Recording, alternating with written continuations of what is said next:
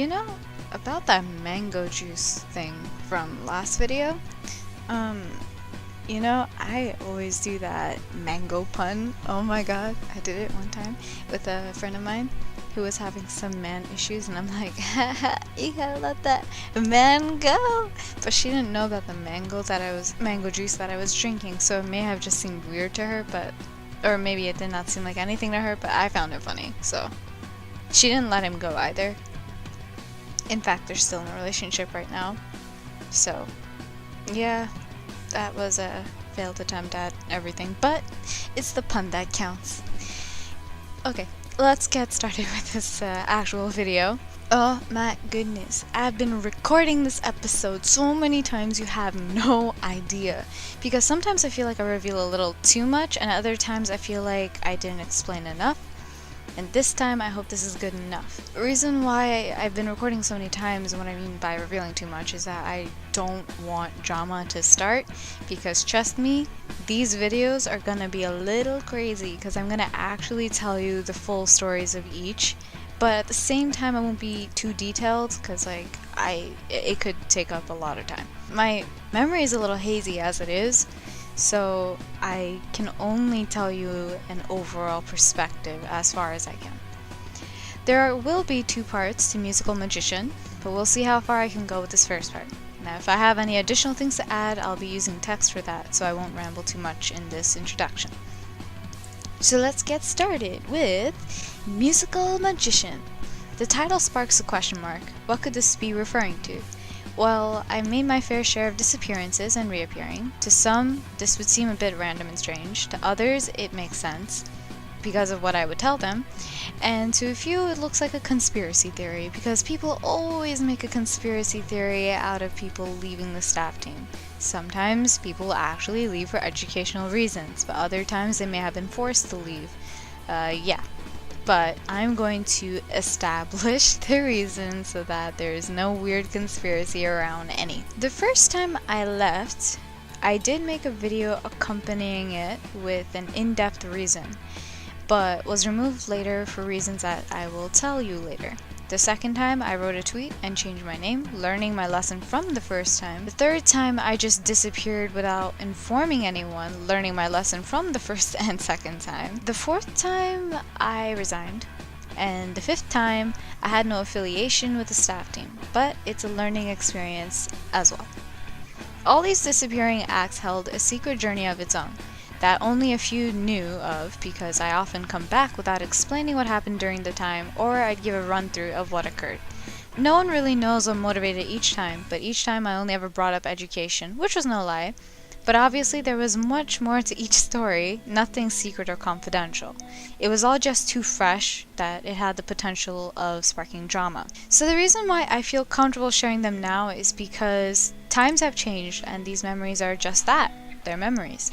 The first time I took a break, it wasn't initially a break, it was actually an act on impulse where I considered resigning instead, 2 months in as a helper. Yeah, 2 months.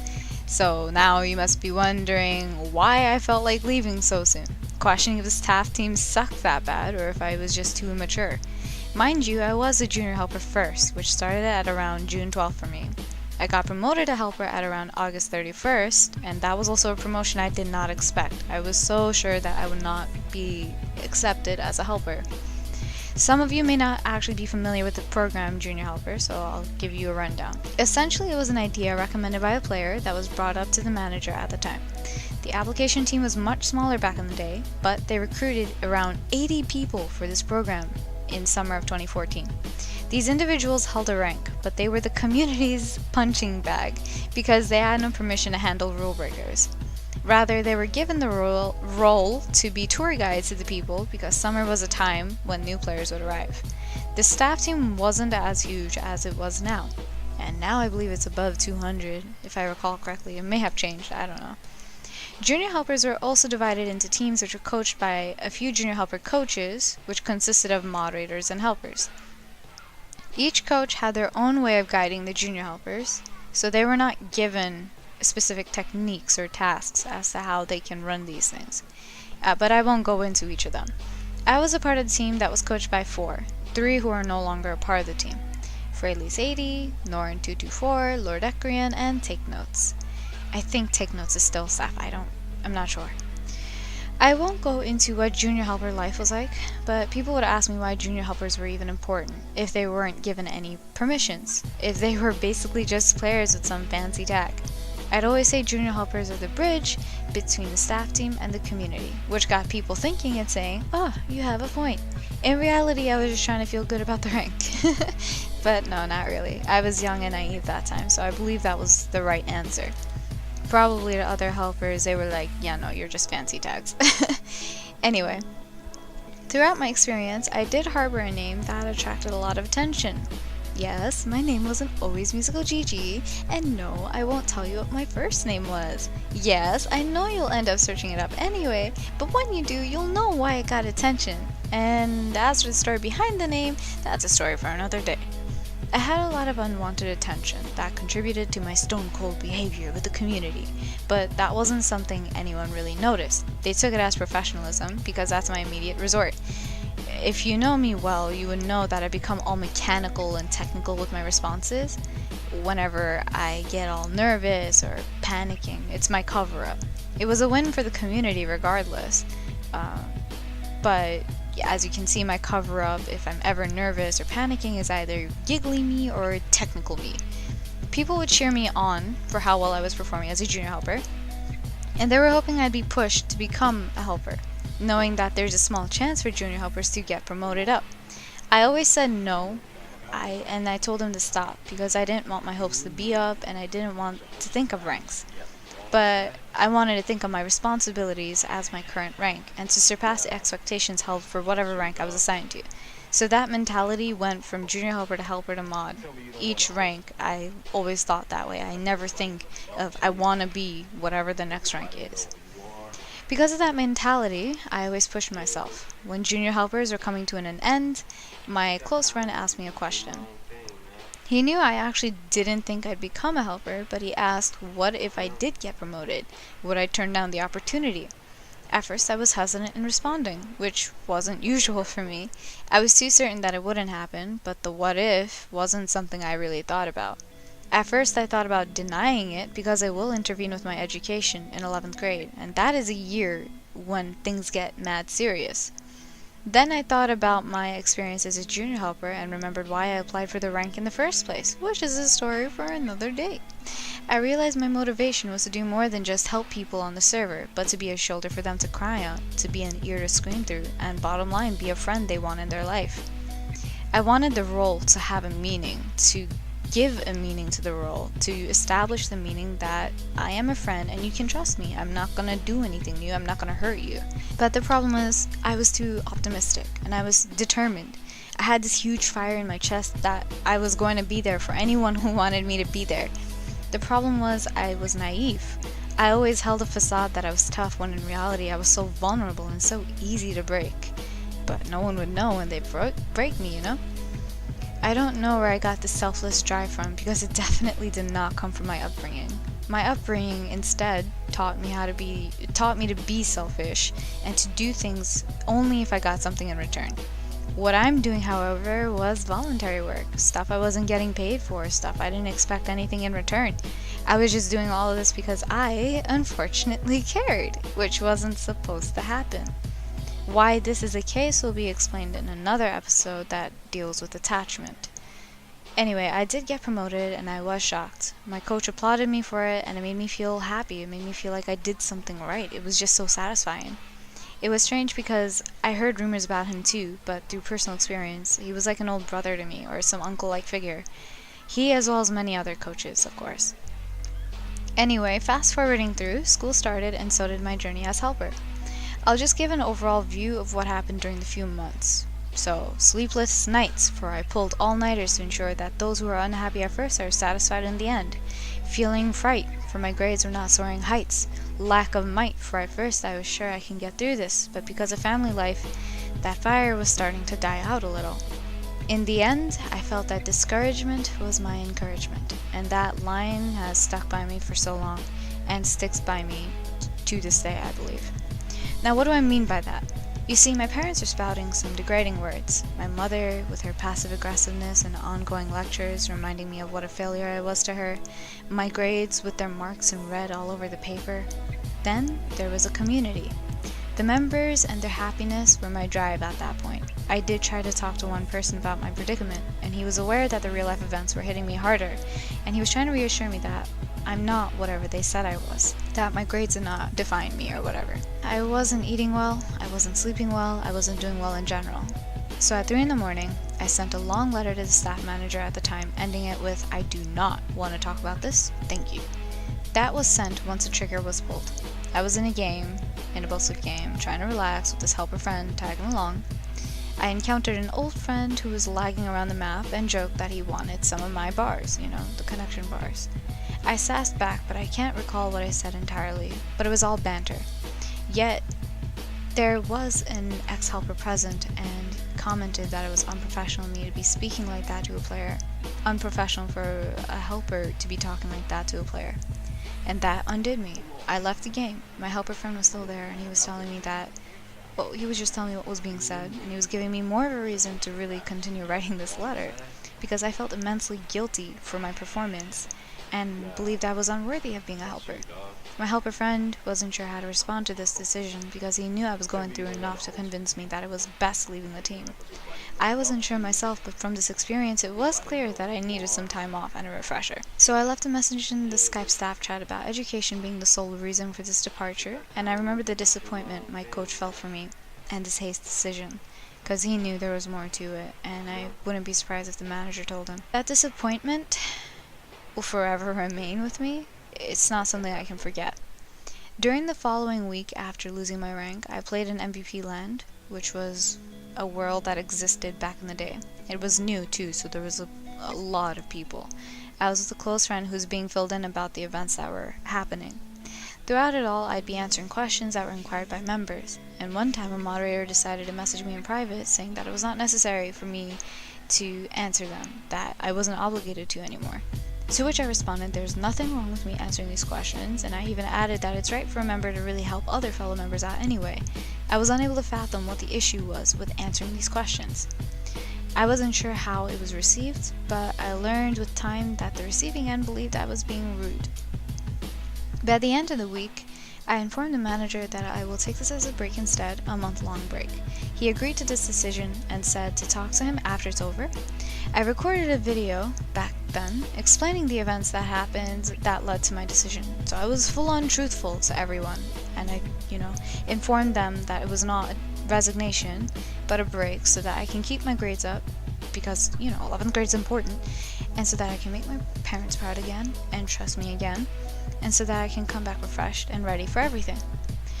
For the most part, people were understanding, but that is what appearance is at first. I didn't know about the other end of the spectrum. Over the month, I deleted Minecraft and later deactivated Twitter temporarily. I only came on TeamSpeak to talk to a close friend of mine when I did my homework, wrote some music, sang some songs, and studied aloud, like Italian, and my friend would comment on how it sounded like witchcraft, while he'd be playing Blitz en route to a level 10 kit back when it was a rare thing. Then I was informed over Skype by an old friend of mine of things that were happening and being said behind my back over a Skype group chat. He shared screenshots without me asking, which displayed my video being presented in a chat, and a comment being passed about me doing a face reveal over Twitter. The first time I did a face reveal over Twitter, that is. I did my very first one on Engine. These people were from a community before Hypixels, ones that I used to staff on, but it wasn't a consistent performance either. The one who posted the video and mentioned my face reveal spoke of how it was attention-seeking, and it was disgusting how people fell for it. My thoughts were racing, because I wasn't sure how to feel about this. I was doing so well, but then this situation being brought up completely froze me. So I took a breather and thought about the motive behind doing both things. I did a face reveal to overcome my insecurity, yet he saw it as me being fake because I once said that I was not comfortable with revealing my face when I did it on Engine, which was also encouraged by him and my other friends.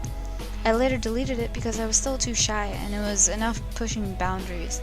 I did it on Twitter because it felt like a step worth taking so that I can feel comfortable with how I looked. But this event also had me deleting these pictures and later deactivating my Twitter because I was baffled by why he was even looking at my Twitter in the first place. and the video. What was he doing wasting his life checking mine out? As for the video, I deleted it rather than unlisting it, so he didn't have a hold of the link. I posted on Engine apologizing for how it may have appeared and explained the intent on both parts. I then explained that it's unkind to assume my intentions, especially since we barely communicate as it is.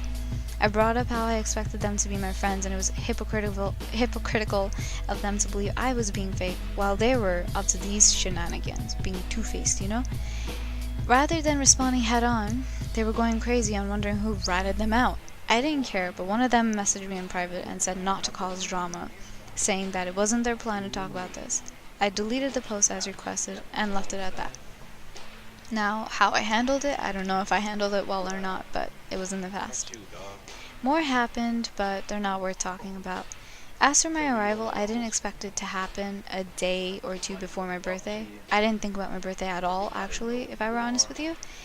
You could see pictures of me taken on that day. It was my 16th birthday. I was clearly unhappy as a result of my mom yelling at me as per usual, in addition to how I was feeling after being told by my helper friend how some staff members were reacting upon my return. He talked about how he was so tempted in yelling at them because of how rudely they were speaking about me, and how they didn't want me to come back, and how they were shocked to see me return at all. I was afraid of joining the server rather than excited. I was afraid of confronting anyone in the team rather than welcomed. But, mind you, I was welcomed by some, don't get me wrong. However, when all these things are happening at once, you can imagine how overwhelming that must feel. At that moment, I reminded myself that I didn't come back for the team. I came back for the community. I reminded myself that I didn't join the staff team in the first place for the team, but to help the community. I reminded myself that they're just a team to me, but the people in the community who welcomed me back were my family. Of course, that mentality changed over time, but that was my mentality back then. Junior helpers were existing in this time. Winter junior helpers. I was helping them out, and it was a fun experience in and of itself. I decided to confront those who were talking trash behind my back because I was getting tired of the cold shoulder I was receiving. In the end, it got resolved, more or less. That MVP land encounter was explained during this confrontation. I ended up talking to staff members more. I ended up establishing connections with other staff members more, usually with the newer staff members and the older ones, because the older ones would separate themselves from the newer ones or never show up on TeamSpeak at all. In the end, I made some friends, and it was strange. As for the second break that was upcoming, that was in the midst of May to the midst of June, where tests were heavily coming and when I was about to graduate. 2016. I also put this on education without bringing up the emotional roller coaster that I was undergoing that year and the year prior, actually. It was an ongoing one. Of course, parents had a role, but it wasn't as bad. No, it was a friend group I was associated with instead, and in 2015, man, oh god, the summer was crazy. It was mad crazy. Oh my god. You have no idea. But I'm not gonna explain. That is a story for another time. I could go on about my encounters with this friend group, but that will take up a lot of the story. So, to keep this simple, basically they were two-faced with me, although they might not intentionally be. Like, they didn't intend to be two-faced, but they just were. They promised to be there for me, but I never believe people when they say that to me. I'm sorry, but if you tell me, hey, musical, don't worry, I'm always there for you. I'm like, shut up, you movie actor. Like, don't tell me you will be, okay? It's nothing against you, it's just, at this point, I'm so used to people actually just not being there, that when people say that, or when they're actually there, it kind of scares me, you know? Yeah. So, I don't believe people who give false hope or broken promises. That's another thing I learned growing up. It's not solely because of the experiences, but it's something I've been taught by my parents. Yeah. Yet, when they were insistent, they were actually really persistent on wanting me to go to them and open up to them, I decided to test their word. Trust me, the way they were trying to tell me how they'll be there for me was very demanding and, yeah. I knew they were very well available because they were playing together, so I asked if I could talk to them because I did want to talk to someone about something that was happening. Let's just say it was an arranged marriage issue, and I was like, I need a rant, but, you know, yeah. Yet I got a silent treatment instead. Woo! I let it go, but tried again later. Also clear that they were playing together and doing nothing important. Instead, I got the silent treatment instead. There was more to the situation though. Like, there was a lot more. There was them picking on me. Not them. One of them was picking on me for what I posted on Twitter, making a big deal out of it when I went to a staff manager who said there was nothing wrong with the tweet. And then there was another situation when it's just, there's the kind of finger, Let me just say, the reason why I was going to them at all because one of them was all frustrated with me, calling me arrogant, and said that I should go to them rather than tweeting something depressing because they were so concerned. I scoffed at this because this was such an interesting way in offering your availability and saying, I'm there for you. I shared all of this with one other friend who was well associated with them too. He was so angered to hear what was happening. He was shocked. And when I tried to talk to them about this, and about how I wanted to talk to them, finally, I wanted to confront them about how it was bugging me, they still didn't answer. So my friend decided to barge into their channel, cursed them out all infuriated, and left later, told me that he needed to go. After I confronted these friends, I found out that he called one of my other friends, and she was shook. But anyway, he was angry for me, but I'm glad he wasn't there when the two friends who wanted me to go to them so badly finally agreed on talking after that outburst. Now let's just say I might have cried and was increasingly frustrated at them, and it went for like an hour or so, saying that I didn't expect anything from them, that I didn't expect them to be there for me anyway, but I was flabbergasted at the idea that they would even lie to themselves, saying I would be there, but clearly they weren't, and they weren't willing to be there. That they were those people that made people like me feel like a fucking burden. That they were those people who gave false hope in talking about some other matters that lasted for an hour. I asked if they had anything to say, and let's just say we all cried together and ended things there, broken. That's as short as I can make it. Fast forwarding, I announced that I'd be taking a break because I needed some time off and all. One weekend, one of my friends wanted me on Hypixel TeamSpeak. It wasn't one of the friend group, it was just another friend, which I begrudgingly obliged to. We talked for a fair amount of time, until we were informed that those same friends, plus more, were talking about me being in a channel, a few saying I was seeking attention and I just about had it. One of them tried clearing up what happened, but I had enough. As I established before, discouragement is my encouragement. This encouraged me to quit going on TeamSpeak and to instead change my name, only to come on to calm down, Minecraft, and to focus on my education. This encouraged me not to talk to anyone from the team, but to talk to those over Twitter. The name change encouraged me to stop thinking negatively and start battling them with positive thoughts. I began to listen to positive religious things and watch YouTube videos of couples doing cute things, seeing other people be happy for a change.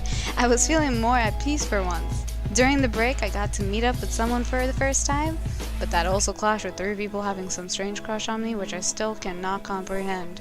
I just think they were all desperate. Anyway, nonetheless, I caught up with people and got through school just fine. I came back after I graduated and wow, I felt pretty happy and conscious of how I felt prior to the break. Unfortunately, that happiness was short-lasted, which is a story for another time. Summer of 2016 was a crazy one, and summer of 2015 was a crazy one. I might have to make a story for both of those stories. Oh dear.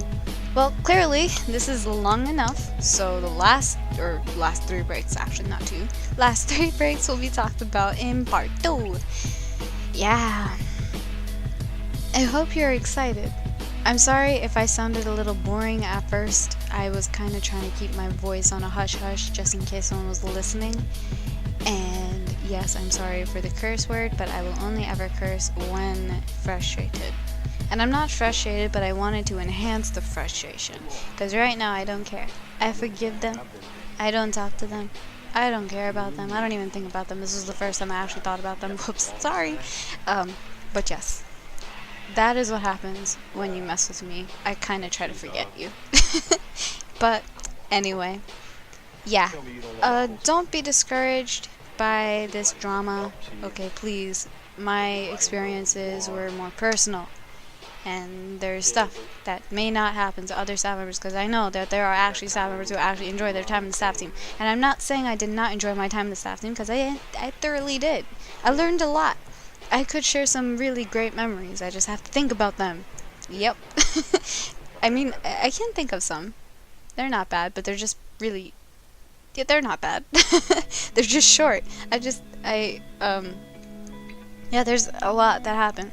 But these experiences were all learning experiences nonetheless. If you have any suggestions, feel free to put in the comment section below. If you have any related experiences, please feel free to put in the comment section below. If you've had some interesting moments with your own friends, as well as staff team moments, you know, not specifically Hypixel, but staff team moments in general, feel free to put in the comments below. And what else to put in the comments? I don't know.